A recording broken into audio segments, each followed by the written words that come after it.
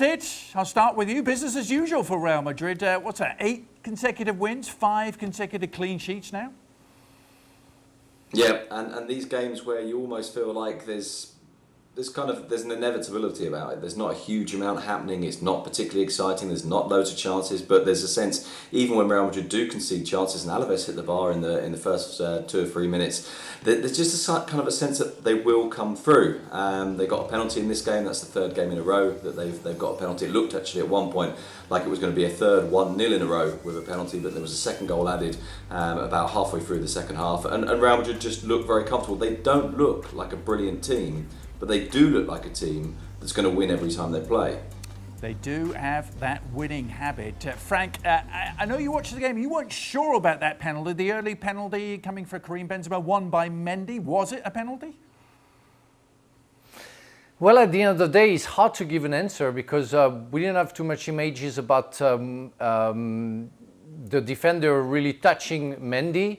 I saw Mendy putting his leg between the defender's leg to make sure that he can touch him, but I'm not sure about that. I was wondering first if the foul was inside the box, but it was on the line, so that was clear after the replay. But it's still hard to see. But if maybe there isn't a penalty on that one, there is another one where Ili, the defender, central defender, hit Rodrigo after after a pass that Rodrigo gave, and there was a clear penalty that the referee didn't see and the VAR didn't see as well. So it's not about the fact that there is another penalty. I think Real Madrid deserve to win, and as Sid said, it's hard to say that it's a pleasant game, but it's a solid game. And I think that there's so much solid and they're defensively so strong, and Courtois is one of the satisfaction of the season as well, that you don't see them losing a game. And on top of it, because they're very homogeneous, you see pace, especially on the left side with Mendy and Rodrigo today, but you say everybody saw it even in the midfield zone with Casemiro, Kroos and Modric, like in their primes, and also the fantastic Benzema at front. So they have a fantastic team who's going to win the championship because they're very, very strong. And your old teammate, Frank, Mr. ZZ, Zinedine Zidane, he's doing all right, isn't he?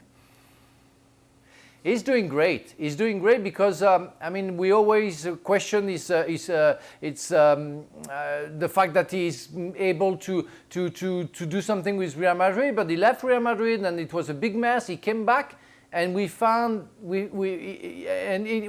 somebody, a club and a squad very strong, sticking together, working hard together, and having results every game they play. And today even Ramos wasn't there, but they seem to be very solid. So Zizou holds the dressing room very well, does everything he has to do, and really surprise everybody still now, even if he can only confirm that he's a fantastic manager. Sid, a bit of a ethereal question. Are they actually as good as this record suggests they are? I mean, 8 consecutive wins since the return from the break, 5 consecutive clean sheets. There have been some narrow wins in that run.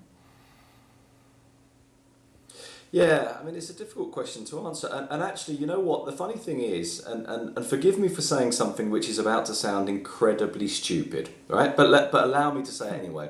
The funny thing is that that's a recurring question, and it's a question we asked ourselves when they won 3 Champions Leagues in a row.